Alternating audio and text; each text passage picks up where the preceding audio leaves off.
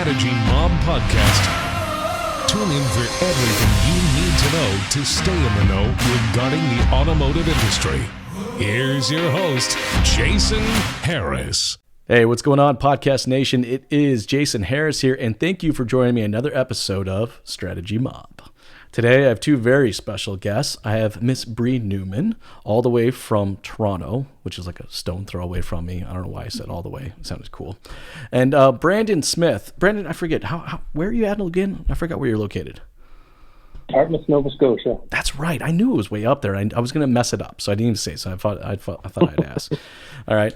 Hey, guys, for everyone out there that's listening and watching right now and kind of don't know how you two started in the industry or kind of even what you're doing right now, let's start off with a couple origin stories because I bet you they're super good origin stories. So, you know what, Bree, I'm going to start off with you. How did you get started in the automotive industry?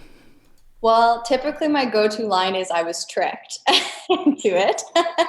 I started as a consultant for a brand company, and we were doing a project for a dealership helping set up their HR department. So, graduated from business school, went right into consulting, the path of that. And here I am many, many years later and loving it.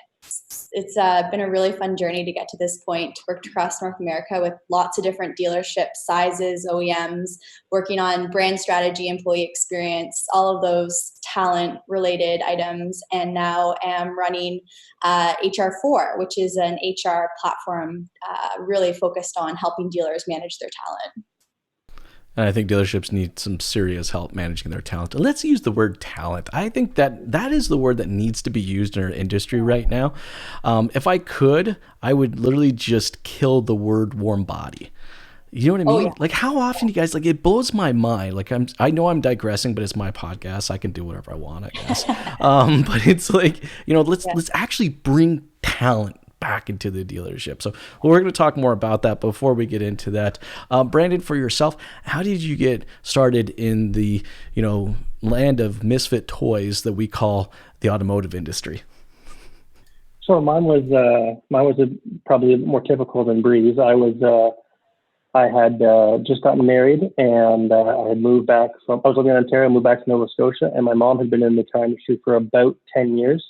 At this time, and I was kind of saying that, it's time for me to get in the car industry. She'd been an F&I manager for a long time, and that was something that I really wanted to do. And so I started actually in Halifax, Nova Scotia at a Kia dealership, near and dear to your heart, I'm sure, Jason. And, Absolutely. And then from there, I actually became a finance manager for a Honda dealership. Then I went to a Mitsubishi dealership, and I had this terrible idea going along that I should be a GM someday. So I then became the sales manager, and now I'm the new car sales manager here at Steel Chevrolet in Dartmouth. That's awesome. And you know what, to kind of start off our conversation, let's identify kind of what your guys' current norm is, because I love asking the question because it's so different for everybody. So Bree, for yourself, what is the current norm for you? Yeah, I mean, I don't see a whole lot of people, which is very different from the regular pre-pandemic norm. But honestly, it's answering a lot of, helping our clients with a lot of HR related stuff. I'm thankful we are now in the, things are reopening. How does that look from a strategy standpoint? Who are we bringing back? And what are going to be the new norms in terms of responsibilities when someone does come back? So definitely thankful for those conversations versus the world is ending, what do we do? Type of conversations we had for the first few weeks. So that's kind of the new normal. But yeah, trying to stay in a routine, I think has been the biggest thing, still like working out and by working out, meaning like all you can really do is run or, do some sit-ups in your apartment. But otherwise, not a whole lot. I do look forward to cooking though now, because I feel like it's the only thing you can like truly plan is cooking a good meal. So I try to do that a few times a week, but otherwise lots of working. Actually, it's the same for me. I actually do a lot of cooking. I actually thoroughly enjoy cooking. It's actually kind of one of my places for me to kind of zone out. And I am a master barbecuer. Like, I don't time anything. I just literally think I got a sixth sense. I just know when things are done. And it's just like, I'll just be sitting there going, yeah, that brisket's done. I need to go flip it. And it's just like, I don't know, I think I got it from my grandfather, but I've had the opportunity to do a lot of that as well. I mean, this weekend I actually camped in the backyard. Oh, fun. Yeah, every single bone in my body and muscle in my body aches right now. I mean, the fact that I slept on the ground in the backyard. My kids, like, I got 3 under the age of 9, and they all weigh less than 50 pounds. So it's like there isn't nothing there. They're just laying on the ground, like, this is great. I had so much fun. And then I'm like I couldn't sleep at all, and the wind was howling, and it's just. But you know what? You do it for your kids. That's what you do, right? You go with no sleep with it. Hey, Brandon, for yourself, what does the current norm look like for you? For us, we're actually in the process of kind of, before the pandemic started, we had our sales department employed about 40 different people, including the managers and the GM and different support staff and salespeople. And when the pandemic started, we ended up temporarily laying off a big portion of that. We actually went down to about 8 people. So we had 4 managers, the GM, 1 finance manager, and 2 salespeople was what we had gone down to.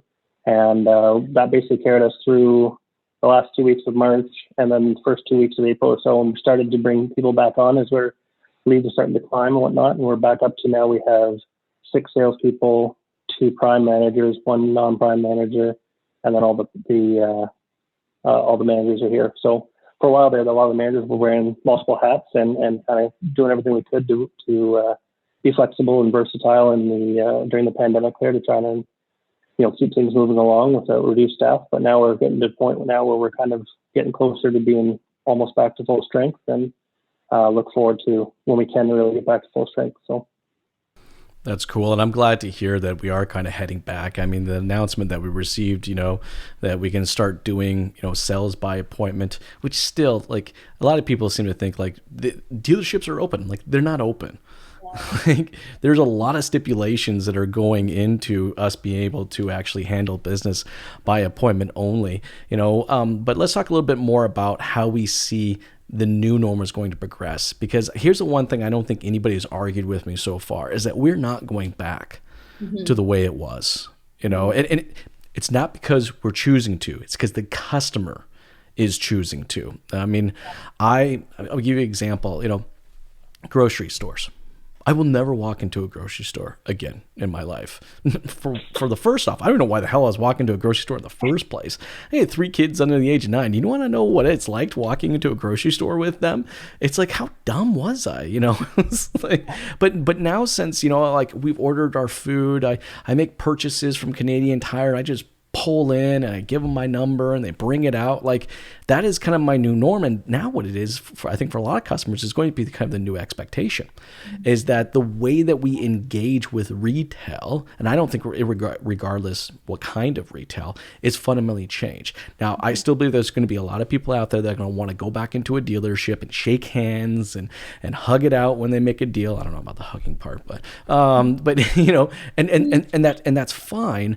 But I think even those people that will want to go back into the dealership will still want to do a larger percentage of the transaction online, which changes everything. It changes the way we staff our dealerships.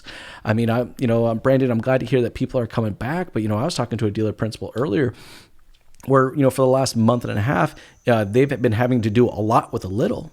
And he's sitting there asking himself the question, do I really need, this big of a team? I'm thinking about, to sell a car, a person has to deal with a BDC rep, a sales manager, a salesperson, and an F&I manager. I need 4 people to actually handle a transaction. So, I mean, I know that sounds bad, but I mean, it's just the truth of the matter, right?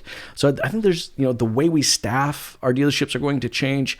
The way the customer requires us to engage with them is going to change. But I would love to hear your guys' thoughts and opinions on this. Bree, I'm going to start with you, and more, I think, from the HR perspective.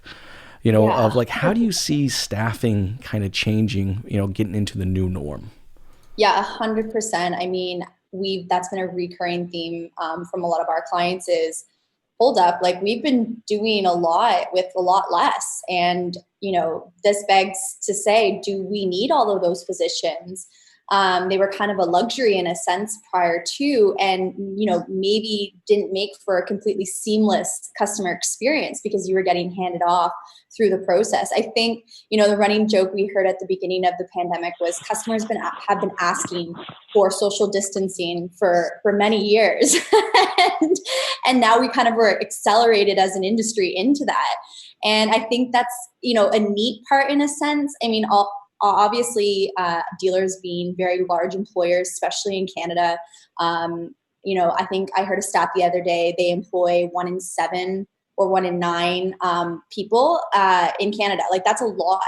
But I think what it's doing is it's forcing us to understand the importance of where our roles and responsibilities fall within the customer experience. So before, we had a box of sales consultant. This is what you're supposed to do A through Z. Well, that role is really different. So it means we can recruit for a different type of person, which I think is super exciting. Now you think of the digital component of it. How comfortable is your current team or someone you're hiring with the digital side of things, right? Because ultimately, if they're not able to walk through that process or facilitate an online process or aren't comfortable on camera, then they're not going to be as impactful in this new age as the before of the shaking hands and the hugs and that different side. So I think it's accelerated our need to look at what our job descriptions and our job accountabilities look for and the type of personality we're recruiting for. I love the fact that you use the word accelerated, because that's maybe actually what it is. I mean, I know I'm using the word the new norm, and I know a lot of people are, and I think it's just kind of a general term for what we're talking about. But really, what we're doing is we're talking about the way customers have always wanted to do business with us. Yeah. This isn't totally new. This is more, to your point, Bree, is that this is just accelerated. All right. Yeah. Our requirement now to meet that customer's expectations. It's like they're putting their foot on the ground and saying, no, like, this is my expectation. Like, why do I buy a car and walk out with a folder of paper that's this bloody thick? But I go to Home Depot and I buy, a 15-cent bolt and they email me the receipt. It's just a lot of customer expectations are changing. Brandon, for you, at that dealership level, how do you see this kind of playing out going into this accelerated expectation of the customer that they're going to have of us? For sure. So one of the things is, I don't think a lot of people have kind of thought there's this huge paradigm shift coming and that, we're going to go fully online and that dealerships might go to the wayside. But my experience here firsthand, like we never closed down. Like, we weren't like Ontario where dealerships were shuttered. We were declared an essential service, both sales and service, by the Nova Scotia government from the beginning. So we've been open nonstop. And we still have a lot of people who are coming in. We still have people who, despite us trying we, as a rule for the store, we've set up things to be by appointment only, mostly to make sure that we're enforcing social distancing and we're keeping 6 feet away and we're doing a lot of safety stuff. There's a lot of people who are still expecting things to be the old way. And one of the things that was really good about our dealership is that we were always pretty forward thinking to begin with. So a lot of the shift to trying to do as much of the process online as possible has allowed us to we already kind of were ready for this. So all the stuff of accelerating it, we were already kind of there. We had an in-house video platform that we've been using extensively, and a lot of our processes that we already had in place were dealing with people remotely, dealing with customers over the phone and internet. A lot of times we can do a deal before the customer ever got to the dealership. And so for us, we were really, really ready for this. And I think that's probably the reason why we've been so successful. Even in April alone, we delivered over 100 cars at our store here. And well, let's take a moment to say congratulations on that. Like, how far off, by the way, from your target was that? So we ideally, in a perfect world, we would have been, we were pushing for a lot of growth this month. So I think our budget was set up for 180, and ideally we would have been around 200 cars. But we, I think, with all we started the month, the first 2 weeks of the month, was 2 sales guys, and to finish the month with over 100 cars delivered. We were all pretty proud of what we accomplished, and a big part of that was being already forward thinking and established. And I think for the dealerships that were clinging to the old way of life, they're faced with the reality of having to catch up now. And for people who are forward thinking now, they're ready for this new wave. I love the fact that, forward thinking is what's really kind of required here.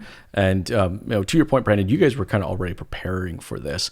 For everyone out there that's watching and listening, I know there's been a lot that you guys have done, to kind of get prepared for this. And this wasn't an overnight thing. I think that's what a lot of dealerships need to understand too. There's no light switch. There's no magic diet pill. There's no 12-minute abs, program for us to get to the point where we're able to provide this type of experience, for our customers. So, for what would you say operationally, the three biggest things that you've changed, to kind of meet the customer's new expectations? So for us, a lot of stuff has to do with safety-oriented changes that we had to make. That was really the biggest changes. So one of the things is before we used to have a customer, like a salesperson's cubicle, and the customers would sit in the cubicle. They're actually sitting outside the cubicle now, and there's a pane of glass between the salesperson and the customers now. We've also had to stagger our, the way we have a showroom set up with customers, so that customers and salespeople are always at least 6 feet away. Again, we're really fortunate. We have a gigantic dealership. We actually have a second building, which is London right now. Besides, we have 2 buildings that our sales department's operating out of right now, just to help us with social distancing. But then again, we have tape on the floors showing how far 6 feet is. We have hand sanitizer everywhere. And then the other thing too is we've really made a deliberate effort to show people how we're disinfecting cars. So when someone wants to take a car for a test drive, for example, we have a drive-through service bay. So we have them walk into the drive-through service bay. Salesperson pulls the car in, disinfects the whole car. Customer gets in and drives it on their test drive solo now. Our salespeople are no longer going on test drives, which is a new change. And then when they're done, they come back in. We disinfect the car again, and the salesperson goes and parks it. Same thing for trades. We get the customer to drive the trade into the service bay. We disinfect the car. The used car manager or myself will go and appraise the vehicle and take it for a quick drive. We bring it back in, disinfect it again, and then give it back to the customer. So these extra steps that are oriented around safety have been the biggest changes for us in our day-to-day. Dealing with customers online or at a distance is nothing new for us. So the real big changes had to do with changing how we operate from a safety standpoint, making sure that both customers and our staff are safe and that they feel that we're, taking the necessary steps to ensure everyone's safety. Mm-hmm. The necessary steps, require a lot of communication. And this is where I find that kind of separates out kind of the good dealerships to the great dealerships are the ones that are really, really doing a phenomenal job of over communicating to their customers as far as what the process is. So if someone, needs to service their car, what are the 1 through 12 steps that I have to take? I bought something from Canadian Tire the other day, and in my email confirmation of my order was like 9 steps that I had to take to pick this thing up. It was like I had to drive through this line, I had to wait for this person, I had to show them this confirmation number, then they assigned me a parking spot to go park, and it's like, but you know what though, I went into that experience very, very confident because as a consumer, it was so clear to what I had to do, where I had to be, right? So there's one line of communication that I want to talk about. And Brandon, we're going to get into a little bit of that with you. The communication I want to talk about with you, Bree, and I've seen it was probably the biggest lack of communication is the communication to our staff. Yeah. And I think there's a bunch of communication as far as what you should and shouldn't say. I mean, I talked to a dealer the other day where they told their HR person, I'm not going to say names, I won't throw them under the bus, but the HR person literally said you should not talk to anybody laid off or furloughed. I was like, what? So you're going to lay off 62 people and then have no conversation with them at all during that time frame? Like, it just sounded like such a horrible idea to me. But Bree, I'll start with you, and then Brandon, I want to come to you. Communicating to your staff during, the times of layoffs or, furlough, what are some of the best practices? Yeah, frequency for sure would be number one. And it doesn't have to be like, here we are again in the pandemic. Some of the best of our groups, we've been seeing them communicate about here's what our leadership team is doing to reopen. Here's this extra safety precautions, not just for our customers, but for you as our staff, because we want you to feel comfortable in the workplace, because that's a whole other issue that we're dealing with, right? And then just like, here's some tips to do at home while you're bored. Do you know what I mean? Like, how do you keep your mental health, or communicating about your benefits programs and what EAP programs are available. I think oftentimes, we assume that there's that severance of a relationship through a layoff or a furlough, that all of a sudden they're not our responsibility. But really what we saw at the beginning of the pandemic was whether you were still employed or you were on layoff, those employees were looking to their employer to say, what the heck is going on? And just that sense of security. And I think what we've seen is the companies who are doing that really, really well, whether it be in auto or outside, are gaining that engagement and loyalty from an employee perspective very differently than all of the other things we say are important to employees, like good pay and culture and all of those other things. We're seeing just simply communicating with your staff to say, hey, I'm checking in, is a really, really easy way to make sure that you keep your staff engaged, whether they're working or not. And that's, I certainly would say as much communication as possible and just being transparent and open. Nobody knew when we first started this how long this was going to play out.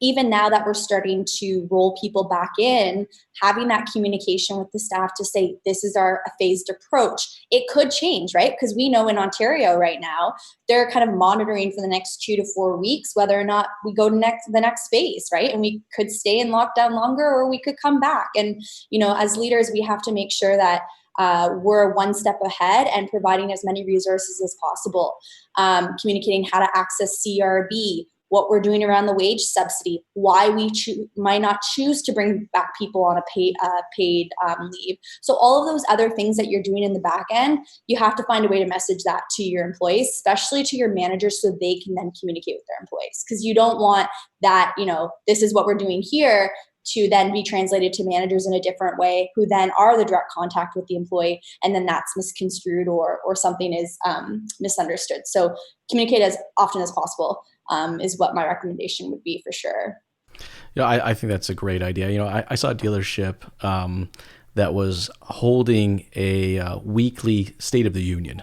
Yes. For their staff, and I thought it was actually an amazing thing. In fact, they invited me to come on this Friday to kind of hang out with them and just see if I can provide any tips and tricks and just ideas and stuff like that.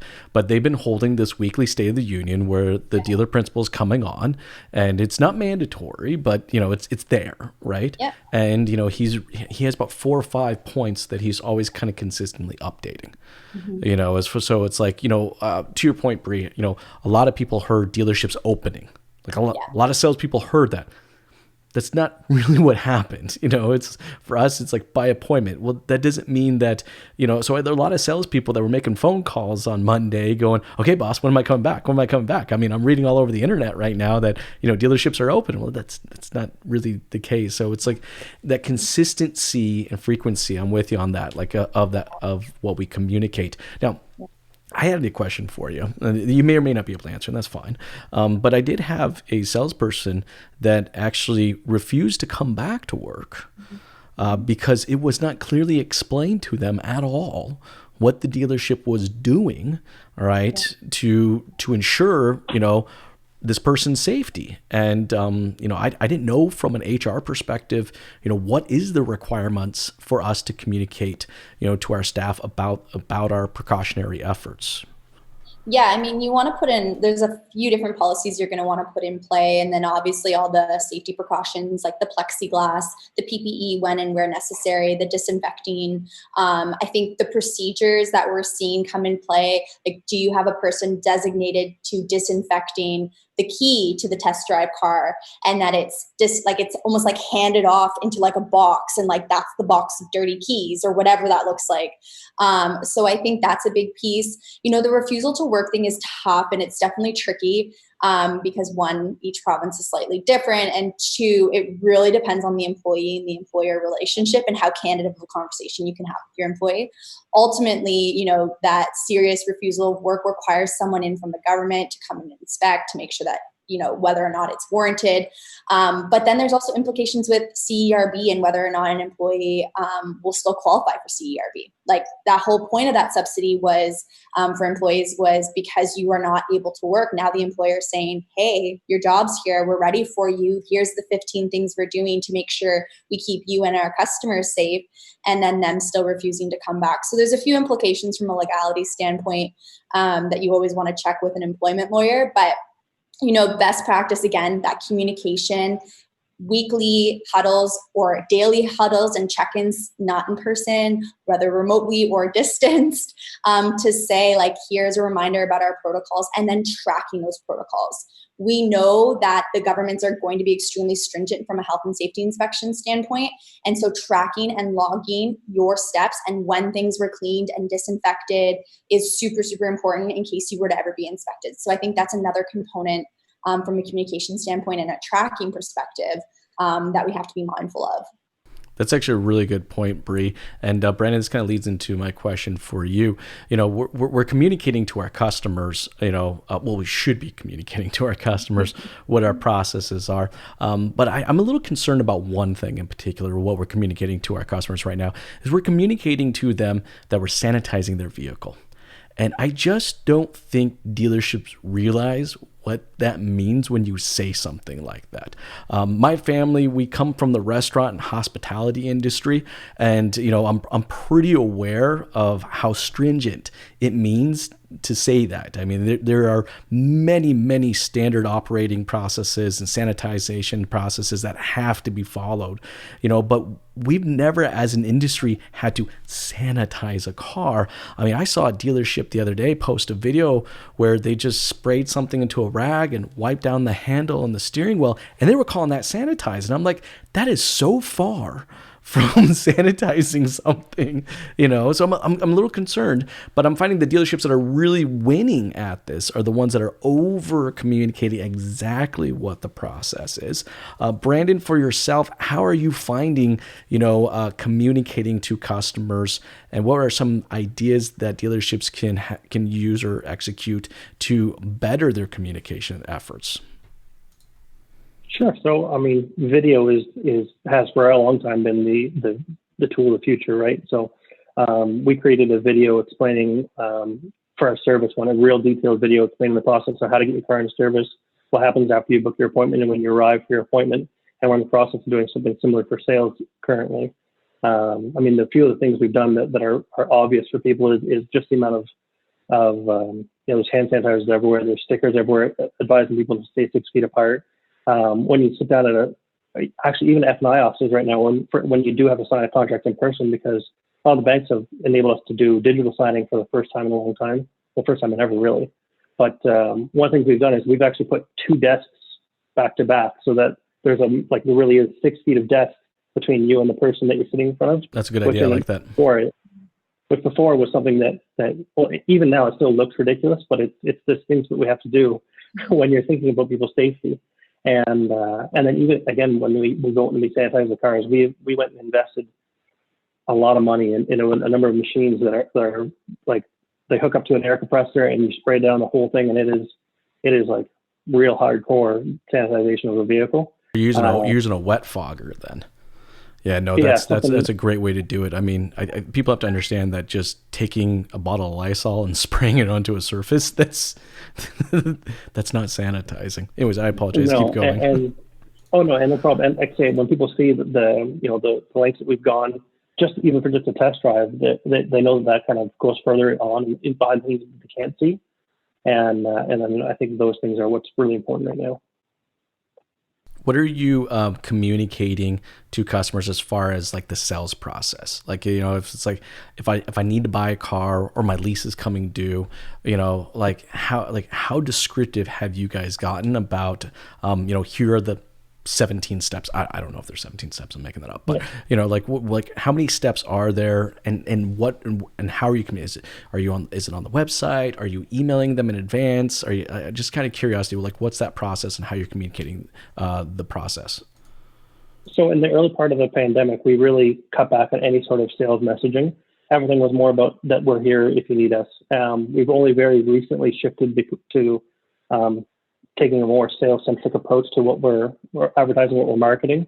But it's nowhere near what it used to be still. A lot of what we're saying now is that, we're here to support you. If you're in the need of a new car, we're here to help you out, and this is what we can do for you. And then here's basically what we can do is, let's set up an appointment. We have all these kinds of things about, setting up an appointment now. Real focusing on setting appointments is the main thing. And then the other thing too is it's a lot of explaining what we're doing as we do it. We wouldn't necessarily lay out the whole, say, 10 steps ahead of time, but we're laying out maybe 1 or 2 steps at a time as we go through. So listen, you've set your appointment. This is what you can expect when you first arrive. Walk in, go to reception, and then we'll sit at our desk. And then when they're at the desk, this is what we're going to do. Here's how we're sanitizing your vehicle to be safe. Once you do your purchase, you're going to go in and speak with these people, and then we can deliver the vehicle to you. You don't need to come back into the store if you don't want to.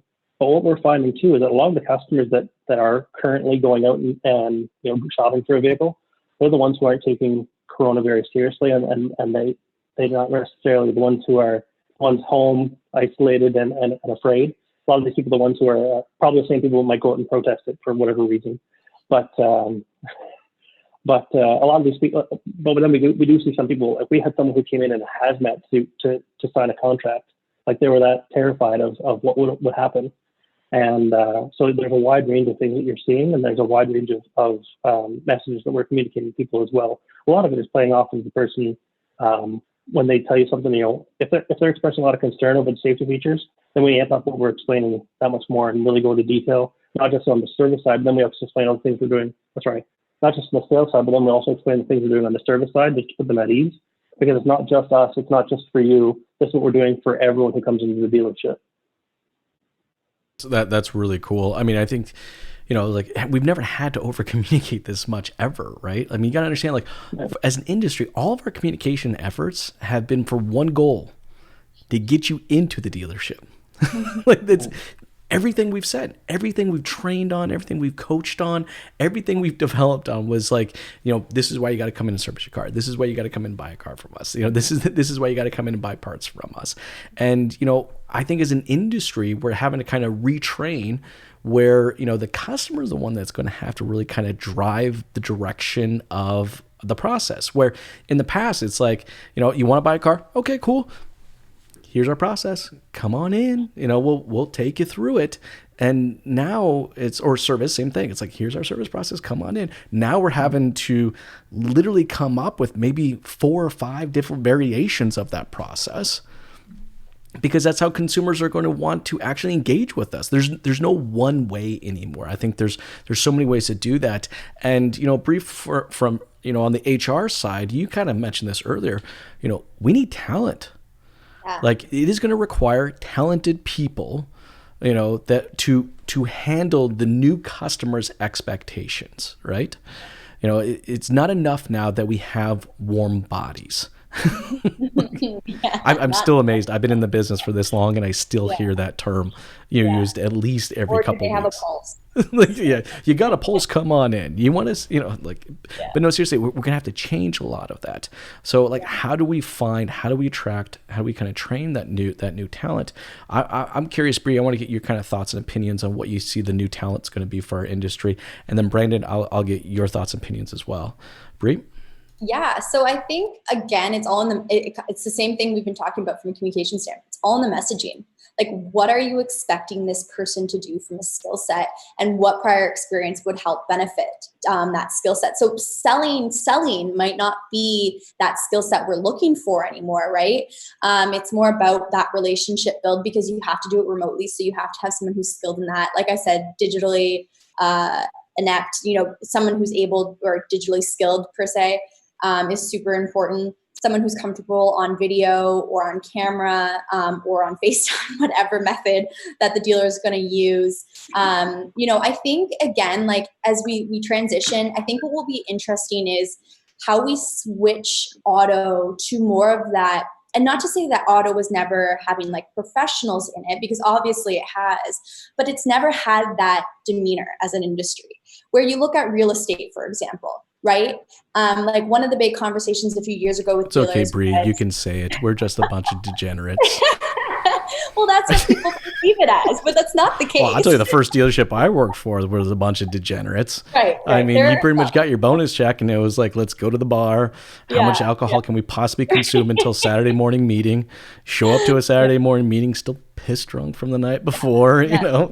No, for sure. But no, I sorry, I digress. But you can use the word degenerates because there's still a lot of us out there. there's some in every industry. But I think the biggest thing is, you look at the real estate model. A few years ago, we were having conversations with dealers who were like so anti social media, and we were like, this is free promotion for your dealership if Joe takes it upon himself to promote you through social media because he wants to sell or she wants to sell more cars. And, there was always this hard, like, fear of what would happen or the liability. But, you look at Royal LePage or you look at, Sutton Group, you follow any of their real estate agents on social media, and those people are 100% focused on their personal brand. So as an industry, how do we enable our people to have that entrepreneurial spirit and recruit for that they're really kind of, selling you as a dealership? You're kind of there facilitating, supplying the product and supplying the space. And they're the ones kind of, going out there and promoting it very organically. And again, as we see this personalization in the customer experience and the contact list, you're going to need those people who have that organic pull. So I think it's just switching our methodology of and again, this pandemic again has accelerated that, of this is how it's always been done, and looking at other industries around us to say, they have independent salespeople who are responsible for high worth transactions, and how do we replicate a very similar model in dealerships? And that means a different pay plan, right?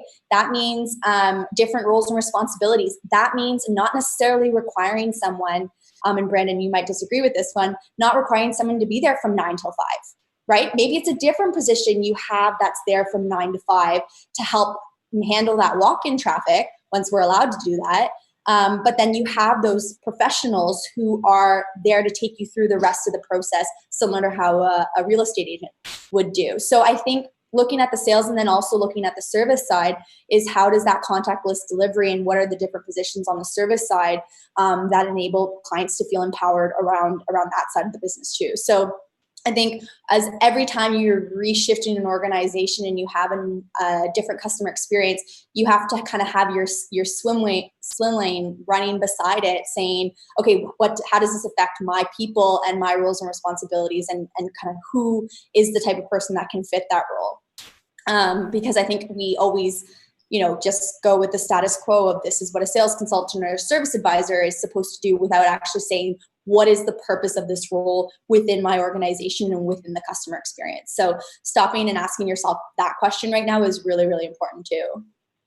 No, I think that's a great point, Bree. I mean, and we could definitely take a look at the real estate industry and how they've done it. I've consulted and done seminars for many different brokerages. And I'll tell you what I find consistently with all of them. It's a mandate. It's not an option. If you work for this brokerage, all right, and they literally have it written into the employment agreement, all right, that you will do this. You will stay on top of your social media efforts. All right. You will be willing to communicate, via text message or a social messenger or whatever the customer feels comfortable in. Like they've written it down to the point where it's not an option. It's no longer a good idea. It is a mandate. And I feel like that's how they're able to quickly get the entire body of agents up to a par where I feel like, I can engage with a real estate agent right now and never have to call them. Yeah. Almost every agent I know, I can pick this thing up and say, hey, I saw this property on ABC Street and it's, 675 ABC Street. I'm interested. And then they wouldn't call me and say, that's great. When can you come by? Yeah. They would continue to have the conversation with me over the device that I have engaged with them in the first place. But now it's Talk Automotive. Now we haven't necessarily done it. Now branding, you're a little different. Because your guys' dealership has, I think, probably gotten closer to more what the real estate industry has done as far as mandating the usage of technology like video chat. So let's walk me through that journey, because I know it wasn't a short journey. So also talk a little bit about how much time it's taken for you guys. Because again, I think for a lot of dealers out there, it's not a flip of a switch. So walk me through that journey. So this started long before my time. Actually, Chris Beaton was a big catalyst for this process. They started with a video platform here called Authentic, or I believe the original video platform they used. And after Chris Beaton had gone to, I think it was a Kijiji X or Dealer Talk X, something in Toronto, he had this idea for basically, taking that to the next step. And we created a platform we called Dealbox here. And, this was years in the making. Like, I think, if I remember correctly, this started back in 2014 with the original one. And then in 2016, they started developing our own platform, and now we have our own platform. We're actually about to roll out the new version, like the next version 2.0 of our Dealbox here, and it's an all-encompassing video platform now. And we really do, we mandate it. So every lead that a salesperson receives is supposed to be responded to with a video. They also need to send a minimum of 10 videos a day. So if you don't get 10 leads a day, you need to find a reason to send 10 videos out. So we're doing walk-around videos, we're doing video follow-ups, we're doing sold follow-ups with video. Happy birthday messages from a video from your salesperson just to stay engaged, right? Anything that you can use, we do it over video, and it's a much higher conversion. People seem to respond to it a lot better.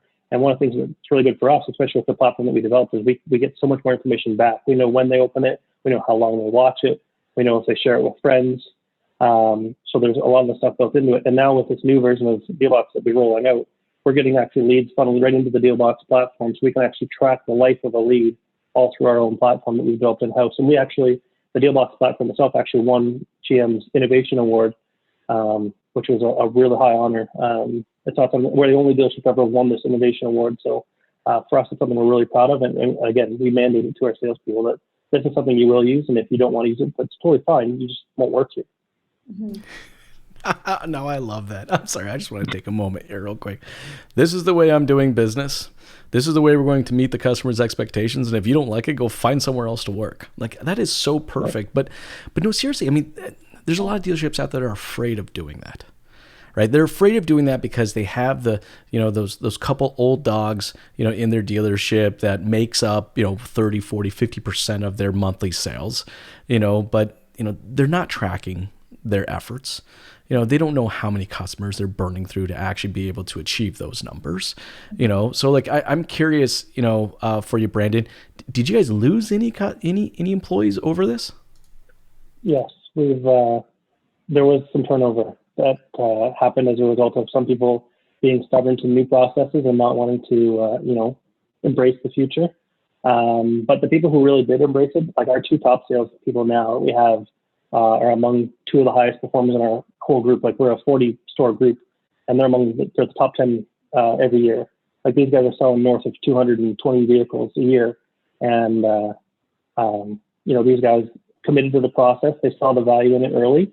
They really adopted it. They worked hard with it, and it's paid off in spades for them. And now when we have the new salespeople in, I can tell, like, I've hired good sales guys and I've hired bad sales guys, but one of the things now is that really early on, one of the steps I'm doing now as part of the hiring process is I'm actually getting people to send me a video before I hire them, because that's awesome. If you're not natural on video, it's not gonna fly here. It's not something you can just teach right away.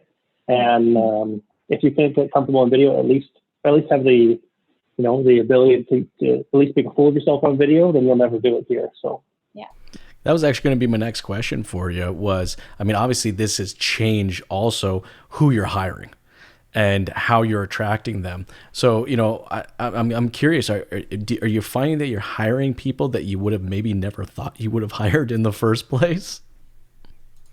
There's been a couple people that I've hired that I didn't think I was going to hire. But for the most part now, what it is it's actually showing me a lot of times with the people I thought I was going to hire, I'm really not hiring them anymore. That's been the bigger change. People who I thought were going to be a slam dunk, I'm sussing that stuff out a little bit easier now. And I think that's exactly what happens when, you kind of lay out what your expectation of the employee is, and knowing that expectation is in line with the customer's expectation of how they actually engage with them. Hey guys, I know we can go on for this for a while, and I think we probably should do another one of these soon because, real quick, Brandon, actually, the product that you guys have, is that available to any other dealerships? Sorry, it's only available to Steel currently.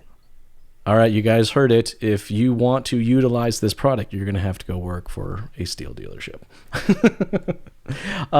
Hey, but before we go, guys, and we finish off, I get to ask my favorite question of the day. Now, I prepped you both for this before we got here, but it's now time. All right, Bree, you're up. What is pissing Bree Newman off? Probably the negativity around COVID. Like, I'm a very positive outlook type of person. So hearing the down in the dumps, this is so terrible. Obviously it sucks for sure. I don't want to downplay that we're going through a world pandemic, but like we've had like 6 or whatever weeks we've all kind of been in this lockdown to sit back and be like, how am I going to come out of this stronger?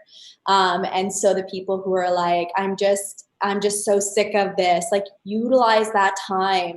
Like we've had, like, I actually am starting to be like, have I utilized my time well enough during this time? Like, I'm like, we're going to go back to like normal. And I'm going to be like, did I do enough while we weren't in our pandemic world? So I think that's probably like what's bothering me the most is the constant, Groundhog Day of, I can't believe that this is our new normal. People who feel sorry for themselves. I'm with you. I mean, I think there are a lot of people out there that are kind of stuck in this Groundhog Day type of just like mood and negativity. Mm-hmm. So no, I'm with you on that. I know a handful of those. All right, Mr. Brandon Smith, you're up here. All right. What is pissing Brandon Smith off? I got 2 for you. So my first one is an easy one. My daughter, who I love very, very much, she is about 3.5 right now, but she has become a sleep terrorist lately. And I just wish I could have one night of just nice long sleep, uninterrupted, no fights before bed or at midnight when I'm just about to go to bed myself. That would be one thing I would really, really love to change. She was such a good sleeper when she was an infant for so long. I don't know what's going on right now, but I want her back. That would be one. And then the second one is all the conspiracy people around the COVID stuff and all the coronavirus stuff. It's just insane. There's so many of them and they're changing every day and they're getting more and more just ludicrous as time goes on. And I'm so sick of it. I'm so sick of it. Like people saying, oh, Justin Trudeau was under house arrest, or, the thing was developed in a lab and it got out. And there's all these things that just simple research can prove wrong, but these people are spouting it like it's gospel, and I hate it so much. I'm with you on that. I have a neighbor, and I like my neighbor a lot, but it's like the second I walk out the door, he's got a new conspiracy theory. He knows. He's like, I know exactly what happened. I know how it all happened. Do you want to come? Let me tell you what happened. I'm like, no, I got to take out the trash in 6 feet away. 6 feet away. I hear you on that one, Brandon. Hey, for everyone out there sorry, what was that, Bree? Right. I have a neighbor to that point who keeps inviting me to the protests. No. And it's now on the fact that this was so they could put up 5G networks. And stop every time. Well, that's a good one. I like that one. I'm like, no. Oh, that's a good one. Hey guys, for everybody out there that's listening and watching right now and would love to connect with the two of you and learn a little bit more about what you guys do and follow along with your journey, what is the best way to do so? Bree, I'll start with you. Yeah, so any one of our HR4 handles, so HR4_dealers on Instagram. We're also active on LinkedIn. My personal LinkedIn I'm quite active on, and then hr4.com. You can always get in touch with us there. Awesome. And Brandon, for yourself, what is the best way to connect with you? Easiest thing for me is just reach out on LinkedIn. I'm pretty active on LinkedIn. I respond to everyone. I got a lot of people from messaging me on LinkedIn, and I'll always message you back. Lots of conversations on there with other sales guys and dealers and whatnot. And I'm the only Brandon Smith that works at Steel Chev, so it should be easy to find. There's a lot of Brandon Smiths, but only one. There's a lot of Brandon Smiths, but you're the only one at Steel. Yeah. Hey guys, thank you so much for taking the time to jam with me today. This has been a lot of fun. You guys have yourself a good one. See ya.